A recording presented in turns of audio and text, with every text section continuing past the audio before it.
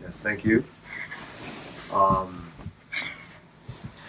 I don't know if a lot of you are relatively new when it comes to joining the church, right? And I say relative to me because I've been here for a long time. I haven't been here longer, but point being, you guys, all of you probably don't know my origin, right? Like when I first became Christian, you guys probably don't know the story, right? No, no. You never told us. Right? Yeah, exactly. I'm gonna change now. Tell you guys right now. So I wasn't a Christian my entire life. I was a Buddhist before, and I was a Buddhist before when I was 12 years old, and before then. But I wasn't really a devout Buddhist either. I was just kind of following your mom and dad to temple and whatever, right? So that kind of thing. But I think that is a benefit for me in terms of my spiritual growth, though, because you get a lot of stories about kids who are born into churches, right, and born into very Christian families, and they've always grown up in the church and they've always believed, but it's kind of like a shingon belief. It's not really hot. It's not really passionate. But the way I came into the Christian faith, though, is it was pretty hot. It's pretty dramatic. It's pretty action packed. So I think in terms of my spiritual growth, I think it was a good thing that I wasn't not bragging on anybody who was born into Christian families, but just the way that I came into the faith. It was I think it was good for me in terms of how I understood it. So back when I was 11, I was living with my mom and my dad. My dad was still here, and we were still Buddhists at the time. And then we got into a car accident around Fort Lee. Nothing too major, but we got rear-ended by a bunch of college kids, right? So because of that, my mom had to go into physical therapy and started doing acupuncture and all that stuff, right? And there, her acupuncturist and her physical therapist was somebody who came to this church, right? So as she was getting treated, this person shared the gospel with my mom. And then my mom came to know the gospel that way. Great, sure, fine. How does that get to me, right? Obviously, since my mom is my mom and she's the type of person to kind of spread what she learned, she comes home to me one night. I'm playing StarCraft or something, right? I'm just in my room, and then my mom calls me out, and she goes, and she shares the gospel with me too, and she has me do the acceptance prayer and everything, which I did, right? But I'm 11, and my mom is just crying and telling me to do something, so I'm going to do it. I don't have any reason not to do it, so it didn't mean anything to me, at the point, right? So whatever. She says we're gonna start going to church, whatever. I thought it was a little annoying because I'm losing my Sundays, but whatever. My mom wanted me to go, so I'm gonna go. Right. So we started going to church, but my dad didn't like this. So my dad continued being not really Buddhist either, but atheist, right? But he didn't really like the fact that my mom and I started going to church. That plus combined with the fact that he was a raging alcoholic, started creating some domestic issues in the house. Right? So we started going to church, but as we continued to grow in the church, and I met, Kevin Park and all the other youngs and us in the church, and Pastor Brian, I started, growing spiritually in this church. The situation at home continued to get worse, right? It got to the point where almost every night, my mom and dad were screaming at each other and shouting physical fights and stuff, while I was just in my room, just hoping that it would stop and just go away, right? Now that I think back on it, it's pretty interesting because, they say that you can really tell where a man's faith is when he's in trouble, right? And back then, I didn't really believe in God, right? I just went to church because my mom told me to. I just came here, and I didn't even talk to the kids here. I was so antisocial. I just stayed in the parking lot and just kind of cowered. And Kevin would have to come outside and drag me in and be "Stop being so antisocial," right? But I was 11, I was just starting puberty, right? So don't blame me. But it was interesting because I didn't have really that much faith, but when all the domestic stuff started happening at home, I found myself praying automatically, praying to a God I didn't really believe. So at the time, it's just whatever, right? Something to pray to, someone to pray to, someone I can turn to when I couldn't do anything, when I felt helpless, right? But now that I think back on it, I think it's really interesting that I actually turned towards a God that I didn't know during my times of trouble. And I think that kind of laid the base for me coming to trust God and coming to have Him let Him have control over my life. And but we can't really. Me and my mom, we couldn't really live in these situations, right? Because you know, almost the fights were happening almost every night. Things breaking, like actual physical fights. My mom's getting bruises. My dad's, not really going to work either. He's just drinking more, and all that kind of situation, right? It got so bad to the point where sometimes my mom would wake me up in the middle of the night at like 2 a.m. or something, and then she says, "Just pack a few clothes and we have to go." So we would leave. We would stay at a friend's house for like a few days while my dad cooled off, and then we'd kind of sneak back into the house and then resume life as if nothing happened. Like it was kind of like that in terms of everyday life for most of most of my 11th year, right? And but my mom's faith continued to grow. My mom's a very faithful person. You guys probably know this. So she started taking us out to like big conferences and stuff, right? One of the ones was down in D.C. and it was like a 3-day retreat kind of thing. I forget what exactly it was, but we had to kind of escape my dad in order to go to this, right? So we took a week off. Well, I took a week off from school because my mom really wanted me to go to this. So we went to New York and we camped out with some other Takmang people like back at the time. And I remember all of us staying in like an attic in some person's house just to wait out the time until we can actually go down to DC. And it was pretty surreal. Like you're like I suddenly find myself in this situation where I'm stuck in an attic with a bunch of these other Christians who are also having some issues where they had to hide out and they had to kind of like get another place to stay because they couldn't handle their home life. And then after that, we all went down to DC, had the retreat, and came back up, and I went back to school. That was the day it got really worse because my dad really didn't like the fact that I was missing out school and stuff for church and this God that he doesn't believe, right?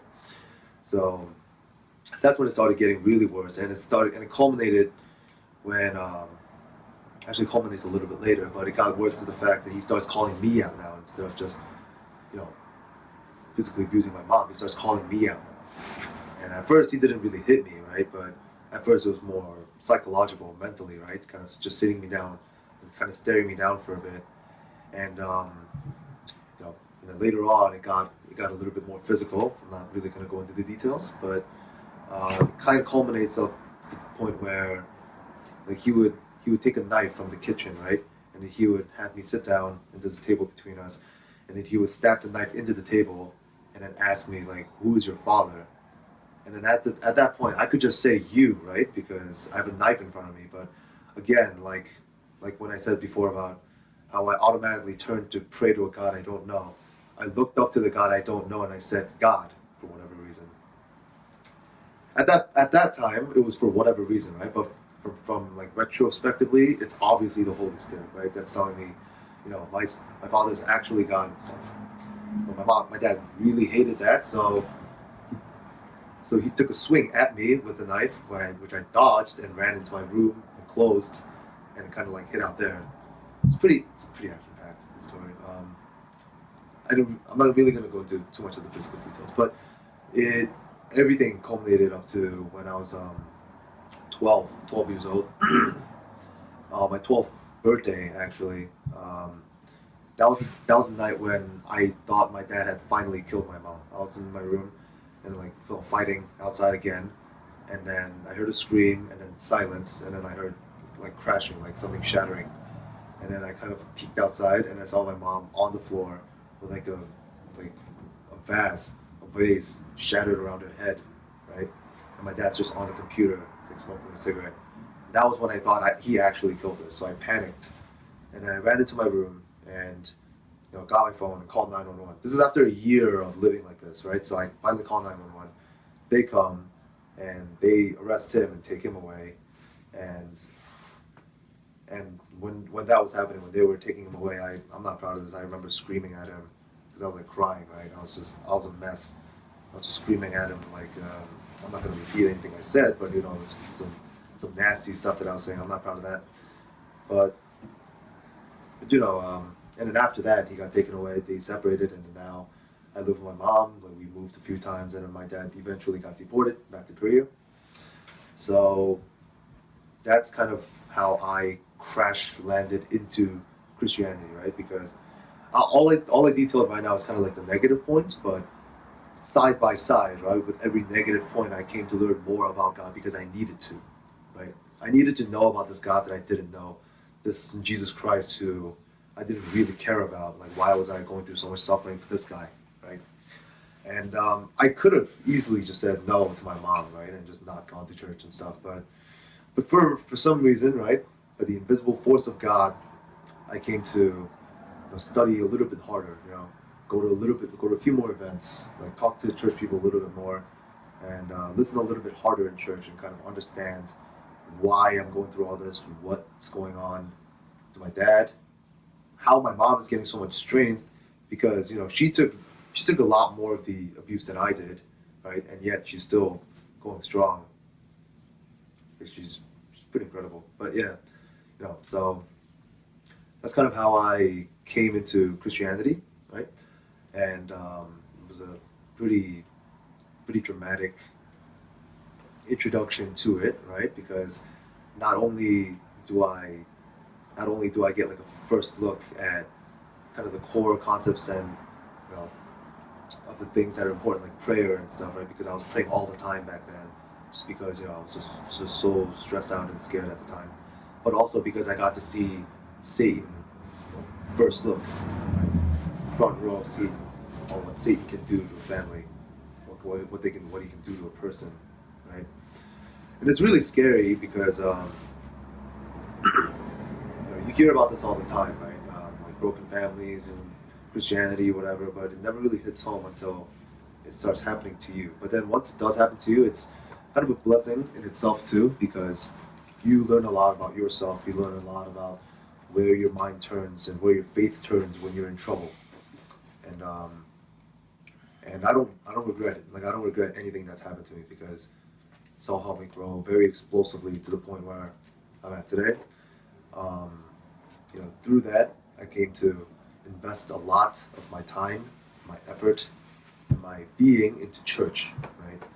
And that not only was a spiritual bonus for me, but through the church I got to learn how to play guitar, I got to learn how to play the drums, I got to learn how to sing, blah blah blah. I got to network with all my hyungs and all that stuff. So now I have a pretty expansive network throughout New Jersey, New York, and not even New York, Sydney, right? My mom calls me like the other day and she goes, "Do you have a place to stay in Sydney yet?" And I say no, and she goes, "Oh, I might have a place for you." And I was like, "What? What are you talking about?" And she goes, "Oh yeah, like church people." And I'm like, we don't know anybody. And she goes, "Oh, 다락방 people." Like, I'm actually talking to the 목사님 and 사모님 there to arrange them to pick me up from the airport and have me stay with them for a while. I was like, wow, this network is incredible. This network is intense. So if it wasn't for all that, I wouldn't have gotten to access all these things, meet you people, and kind of watch myself grow, right? So I don't regret a single bit of it. It makes for a really good story, right? And hopefully it works as inspiration too for people that might be struggling. And it also gives me a pretty unique perspective in terms of how I can empathize with other people who might be going through some family issues, right? Because I've been through it, and I can say as you go through it, it largely depends on your mindset and like who you turn to, right? Like I mentioned before, I started automatically praying to a God I didn't know. Well, now I know God now, right? So now I know why I did what I did back then and what's going on now. But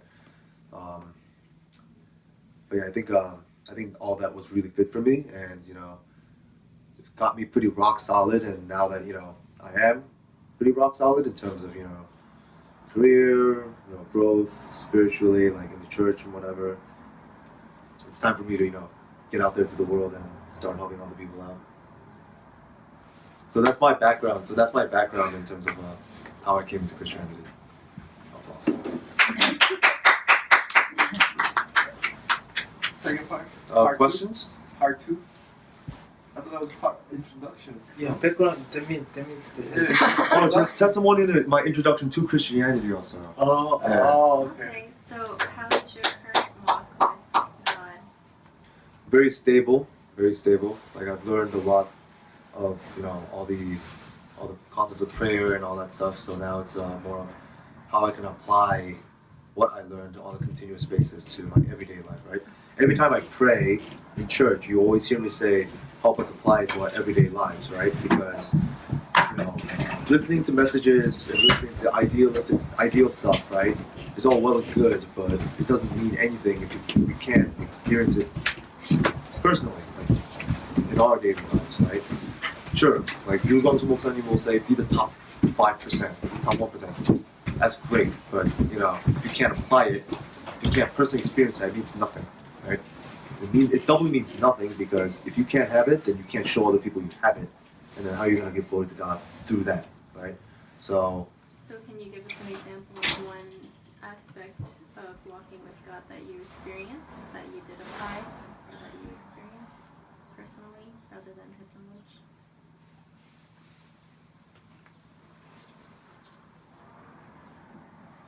repeat the question? So you're saying that knowing is great, but if you don't apply it, it's meaningless. So can you give us an example, one example of a concept or something you've learned that you have applied to your actual life? Yeah, I mean, I'm not super successful, right? But my career is a pretty good example of that, right? Because, being able to show that you have a good career and you're expanding and you're moving up, right? It seems pretty worldly in that viewpoint, but it's that kind of success and that kind of development spills out, right, into other people around you.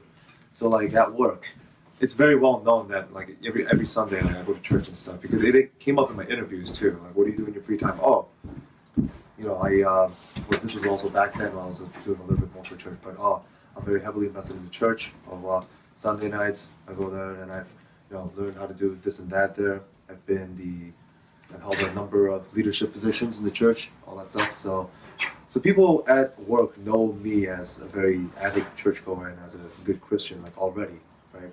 So that kind of boosts my image, right? But it's not really my image; it's God's image that's being boosted through me, right? And I don't specifically go around, evangelizing to my coworkers, like at work, but I'm there when God's time schedule comes for me and comes for possibly my office, right? Maybe through me. Point being, like, I think it's important to kind of prepare yourself, not just spiritually, right? But in all the ways too, so that God can use you in more ways than one when the time comes.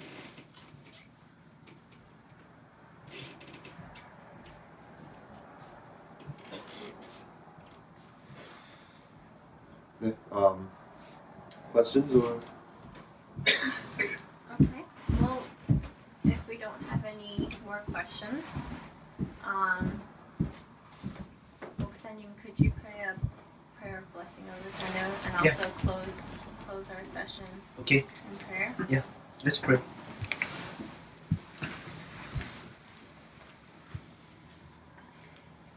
하나님 아버지, 정말 감사드립니다. 하나님, our brother 현우, 하나님께서 우리로 하여금 예수 그리스도의 믿는 믿음 안에서 하나가 되고 한 가족이 되게 하심을 정말 감사드립니다.